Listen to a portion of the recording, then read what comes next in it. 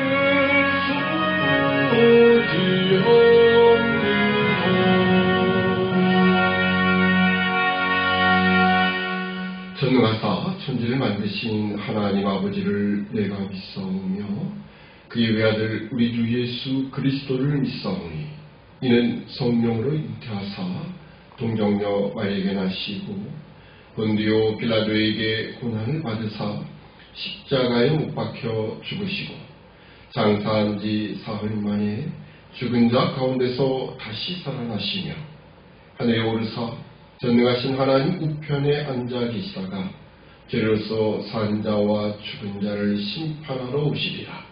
성령을 믿사오며 거룩한 공예와 성도가 서로 교통하는 것과 죄를 사하여 주시는 것과 몸이 다시 사는 것과 영원히 사는 것을 믿사옵나이다. 아멘. 하나님 말씀 시편 52편입니다.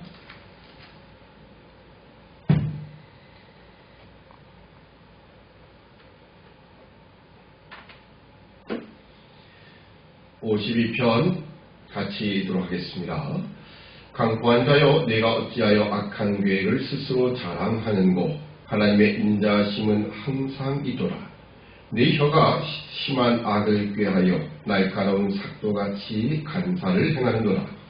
내가 선보다 악을 사랑하며 의를 마람보다 거짓을 사랑하는도다. 간사한 혀여 내가 잡아먹는 모든 말을 좋아하도다. 그런즉 하나님이 영영이 너를 멸하시며 너를 취하여 내 장막에서 뽑아내며 생존하는 땅에서 내 뿌리를 빼시리로다. 의인이 보고 두려워하며 또 저를 비웃어 말하기를 이 사람은 하나님으로 자기 힘을 삼지 아니하고 오직 그 재물의 풍부함을 의지하며 제 악으로 스스로 든든케 하던 자라 하리로다. 오직 나는 하나님의 집에 있는 푸른 감람나무 같으며 하나님의 인자심을 영영히 의지하리로다. 주께서 이를 행하셨으므로 내가 영영히 주께 감사하고 주의 이름이 선함으로 주의 성도 앞에서 내가 주의 이름을 의지하리라. 아멘. 네, 시편 52편, 시편 2권에서 다윗의 두 번째 시입니다.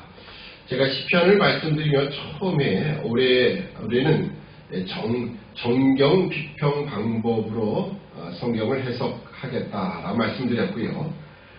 정경 비평적 방법이라는 것은 이 성경이 그냥 시편을 많이 널려있는 시편을 그냥 이쪽 저쪽 추려서 150편을 이렇게 모아놨다. 그냥 아무렇게나 모아놓은 것이 아니다라는 겁니다. 때로는 다윗의 시편을 따로 모아놓고 그런 것도 아니에요. 왜냐하면 1권에는 다윗의 시가 거의 대부분입니다. 근데 2권은 고라 자손의 시로 시작했죠. 아삽의 시가 한 편 들어있죠. 다시 다윗의 시로 이어가다가 솔로몬의 시로 끝나게 됩니다. 그런데 이 모든 시를 이렇게 150편을 이렇게 맞춰내면서 사실은 편집을 했다는 겁니다. 어떤 특정한 의도를 가지고 편집을 했다. 어떤 시의 특성, 내용, 의미 이 모든 것을 다 추려서 이렇게 배분을 했다라고 하는 겁니다. 그것이 정경적 비평 방법입니다.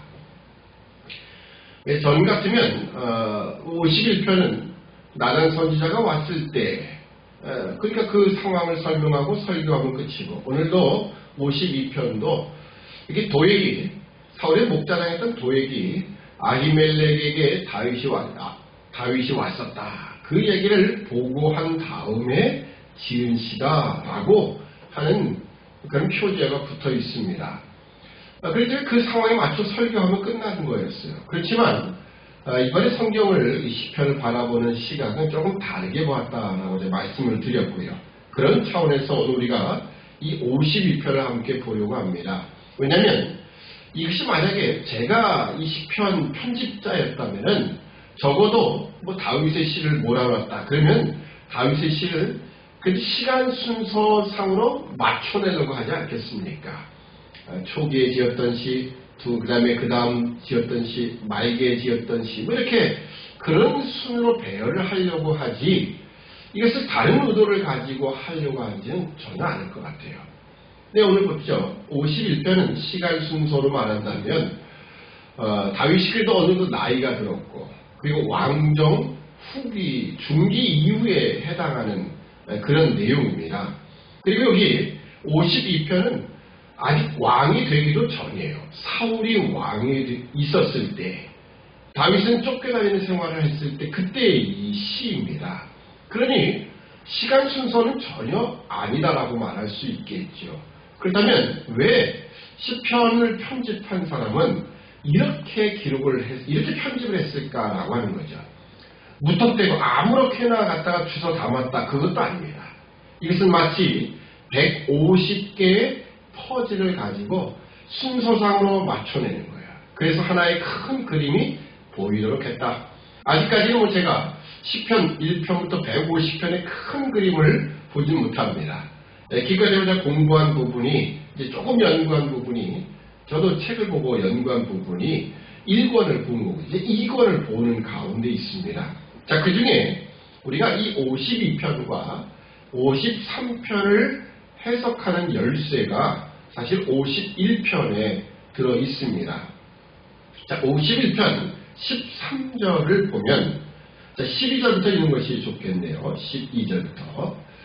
주의 구원의 즐거움을 내게 회복시키시고 자원하는 심령을 주사 나를 붙드소서.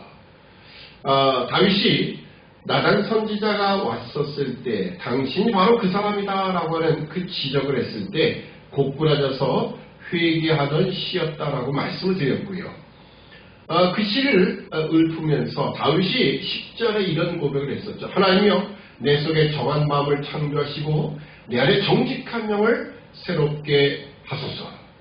자, 이후에 이렇게 만약에 하나님이 이 모든 죄로부터 나를 정결케 씻어주시고 내 속에 정한 마음을 창조하시면은 제가 주의 구원의 즐거움을 내게 회복시키시고 자원하는 심령을 주사 나를 붙드신다면, 자, 그 다음 13절입니다.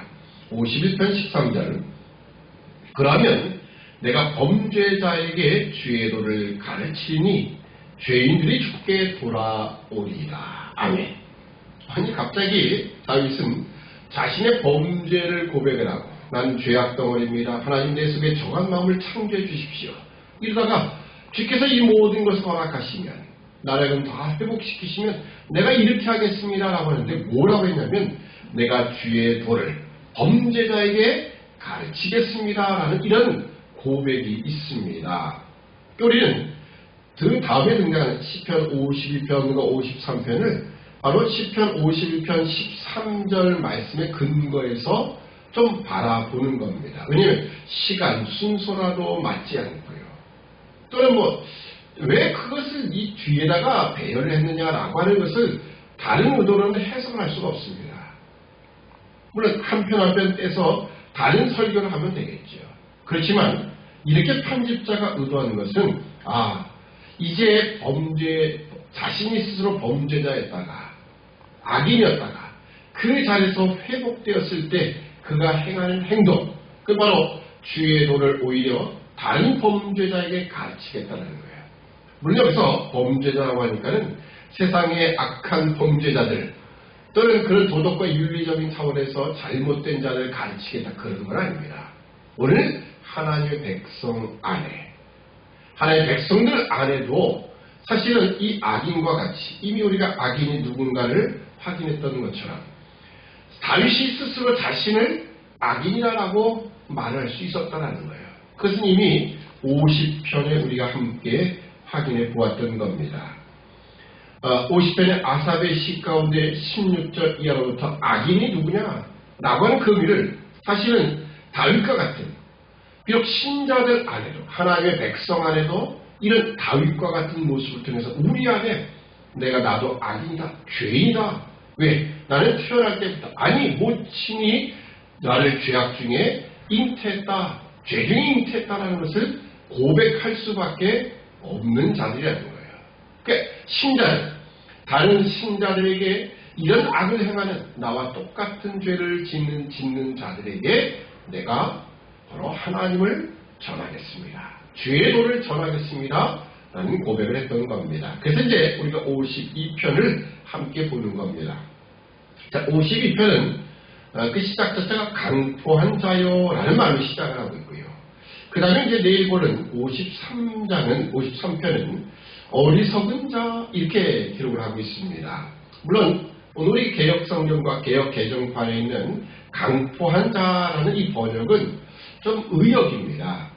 그러니까 범죄한 자들, 여러분 간사한 죄를 가지고 있고 남을 해치고 이런 자들을 향하여 좀 의역을 해서 강포한 자라고 했지만 원래는 힘과 용맹이 있는 자, 영어 성경은 영웅이다 이렇게까지도 표현을 하고 있습니다. 그러니까 힘 있는 자예요. 대신 이 힘이 세상적인 또 물리적인 그런 힘을 가리킨 또 그것을 소유한 자를 가리키기 때문에 특별히 이것으로 인하여 다른 사람에게 손해를 주고 악행을 하는 이런 일들 때문에 강포한 자라 이렇게 의역을 한 겁니다. 이래도 놓고 저래도 좋습니다. 자, 강포한 자요. 라고 하는 이 말이 등장합니다. 이 강포한 자가 과연 누굴까?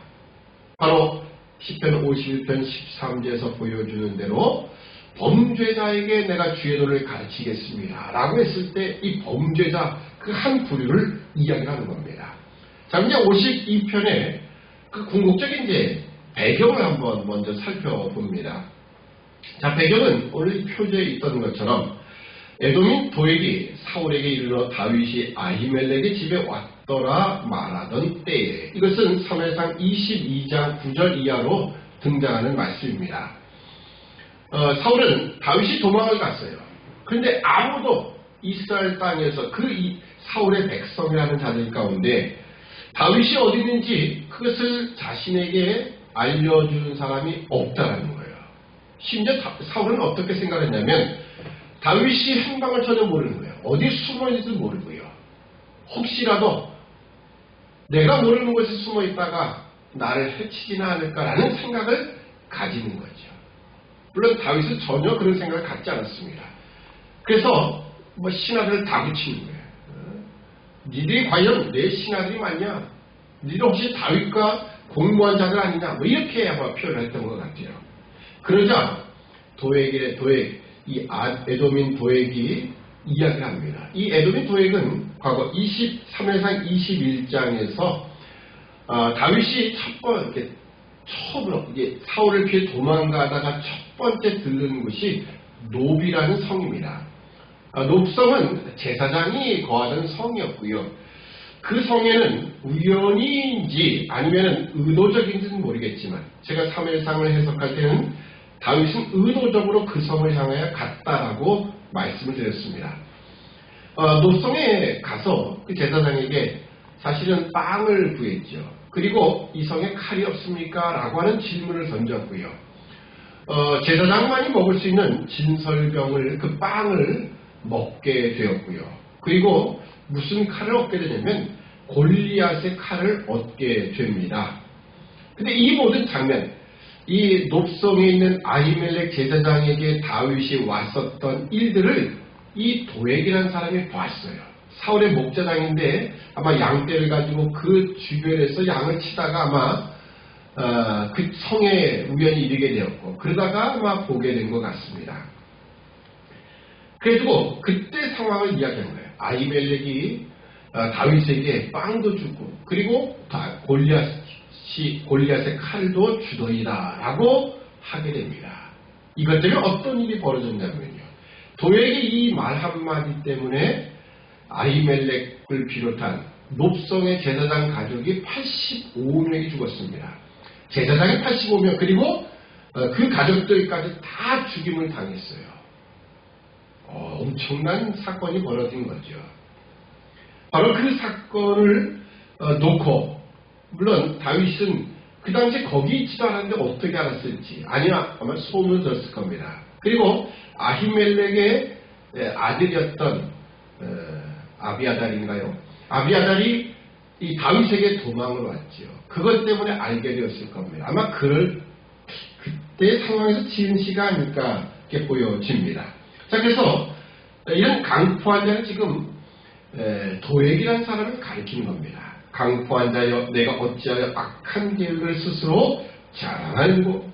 지금 도액이 사울에게 이런 밀고를 했던 이유는 아마도 이런 보고를 함을 통하여서 자신이 물질적으로나 아니면 지위적으로 이제는 양을 치는 사람이 아니라 뭔가 지위가 높아지지 않겠는가 그런 차원에서 사실은 이 사실을 알린 거예요. 도액이라는 사람과 이 아히멜렉 제사장은 전혀 아무런 관계가 없어요. 다윗과도 그렇고요. 그런데 왜 이렇게 그가 말을 했을까? 결국은 세상의 재물이라든지 아니면은 세상의 지위를 바라보고 그가 이런 행동을 했다는 거예요. 2절을 보면 내 혀가 심한 악을 꾀하여 날카로운 삭도같이 간사를 행하는다. 내가 선보다 악을 사랑하며 의를 말하보다 거짓을 사랑한도다. 간사한 혀여 내가 잡아먹는 모든 말을 좋아하는도다. 이처럼 그의 말로 인하여 그 놉성에 있는 제사장과 가족들이 다 죽임을 당하는 엄청난 일. 그 말 자체가 얼마나 간사한가. 너는 선보다 악을 사랑한다. 거짓을 사랑한다. 이런 이야기를 하는 겁니다. 자, 그래서 이제 5절에 보면 그런즉 하나님이 영영이 너를 멸하시며 너를 취하여 내 장막에서 뽑아내며 생존하는 땅에서 내 뿌리를 빼시리로다. 아멘. 하나님이 이런 강포한 자에게 어떤 심판을 행하실 것인가를 말씀합니다. 물론 도액이 후에 어떤 화를 당했는가는 성경에 나타나 있지 않아요. 성경은 이것을 일일이 다 보고하는 책이 아닙니다. 성경은 구속사를 우리에게 보여주는 책이기 때문에 도액의 비참한 결말을 우리에게 보여주진 않아요. 그렇지만 분명히 다윗이 고백했던 그 말씀대로 되었을 겁니다. 자, 계속해서 이야기합니다. 6절 이하로부터 의인이 보고 두려워하여 또 저를 비웃어 말하기를. 여기 의인은 다윗 자신을 가리키는 것 같아요. 물론 다윗이 스스로를 그렇게 평가한다라고 하기엔 조금 교만하다라는 생각을 가질 수 있지만 우선적으로 여기에 의인이라는 것은 하나님이 인정하신다라는 차원이지 우리 스스로 만들어낼 수 있는 의인은 분명히 아닙니다. 그래서 여기 의인이 보고 두려워요. 또 저를 비웃어 말하기를 이 사람은 하나님으로 자기 힘을 삼지 아니하고 오직 그 재물의 풍부함을 의지하며 제 악으로 스스로 든든케 하던 자라 하리로다. 아멘. 자, 이처럼 하나님으로 자기 힘을 삼지 아니하고 재물의 풍부함을 의지하며 자신의 악행과 그 모든 계획을 통해서 스스로 든든케 하던 자다. 그러니까 자신의 힘으로 자신을 지킬 수밖에 없는 자. 이것이 바로 악이며 오늘 강포한 자예요. 오늘 도액을 가리키지만 도액 이전에 오늘 모든 하나님을 의지하지 않는 모든 사람들이에요. 더군다나 이 말씀이 기록된 것은 또 우리 이것을 읽는 자들은 누구냐? 바로 하나님의 백성들이죠. 우리 하나님의 백성들 안에도 사실은 하나님을 자기 힘으로 삼지 않고 재물의 풍부함을 의지하며 그리고 제 악으로 자신의 힘을 가지고 자신 스스로 든든케 하려는 자, 자신의 꾀나 지혜 이걸 가지고 나는 얼마든지 살 수 있어 이렇게 생각하는 자들이겠죠. 이런 모든 자들을 바로 의인은 바로 비웃어 말할 것이다 라고 이야기합니다. 자, 8절을 보면 오직 나는 하나님의 집에 있는 푸른 감람나무 같으며 하나님의 인자심을 영영히 의지하려다. 아멘. 나는 하나님의 집에 있는 푸른 감람나무 같다라는 겁니다. 이 감람나무는 이스라엘을 상징할 때 많이 쓰는 나무이고요. 오늘 말은 올리브 나무입니다. 그리고 이스라엘 대표하는 나무이기도 하지만 특히 이 감람나무라는 그 표현 속에는요. 바로 하나님의 집에 있는 푸른 감람나무 그래서 하나님의 은혜의 영역 아래에 있는 모든 하나님의 백성들을 가리키는 겁니다. 그리고 푸르다라는 이 표현을 쓴 거 보면 뿌리가 내리고 수분을 공급받고 그러니까 하나님으로 인하여 하나님에서 흘러나오는 모든 것을 공급받음을 통하여 푸른 나무, 건강한 나무로 서 있다는 것을 표현합니다. 마치 이것은 시편 1편을 우리에게 연상시켜 주지요. 저는 시냇가에 심은 나무가 시절조차 과실을 맺으며 그 잎사귀가 마르지 않음과 같다. 바로 이것이 복 있는 사람의 모습이요. 하나님의 말씀을 주야로 묵상하는 자의 모습이다라고 시편 1편은 말합니다. 바로 지금 하나님으로 힘을 삼는 자, 하나님을 의지하는 자, 하나님의 그 인자심을 의지하는 자 이것이 바로 하나님의 집에 있는 푸른 감람나무 같이 된다. 이 악인과는 전혀 다른 거죠. 악인은 뿌리조차 하나님 뽑아내시는 겁니다. 자, 마지막 구절을 보면 주께서 이를 행하셨으므로 내가 영영히 주께 감사하고 주의 이름이 선함으로 주의 성도 앞에서 내가 주의 이름을 의지하리라. 아멘. 이처럼 시편 52편은요. 악인과 지금 의인, 지금 도액을 위시한 그 모든 이 간사결을 가지고 또 이런 악청하는 말을 통하여서 자신의 세상적인 부와 권력을 명예를 의지하고자 하는 그런 사람 이런 사람과 대조해서 하나님의 인자심을 의지하며 하나님의 이름을 의지하는 그의 백성된 의인들을 지금 대조해서 보여주는 겁니다. 동시에 우리가 아까 처음 말씀드렸던 것처럼 51장 13절에 있는 것처럼 내가 범죄자에게 주의 도를 가르치겠습니다 라고 했던 것처럼 지금 이렇게 세상 것을 의지하고자 하는 자에게 바로 내가 주의 도를 가르치겠습니다 라고 고백을 하는 거예요. 우리는 이 말씀을 이 시편을 보면서 우리가 혹시라도 세상 것을 의지하고자 하는 사람은 아닌가, 자기 힘을 의지하며 세상의 재물의 풍부함을 의지하려고 하고 그리고 내 모든 지혜, 지식, 꾀 이 모든 것을 의지하여 스스로 든든케 하려는 자가 아닌가.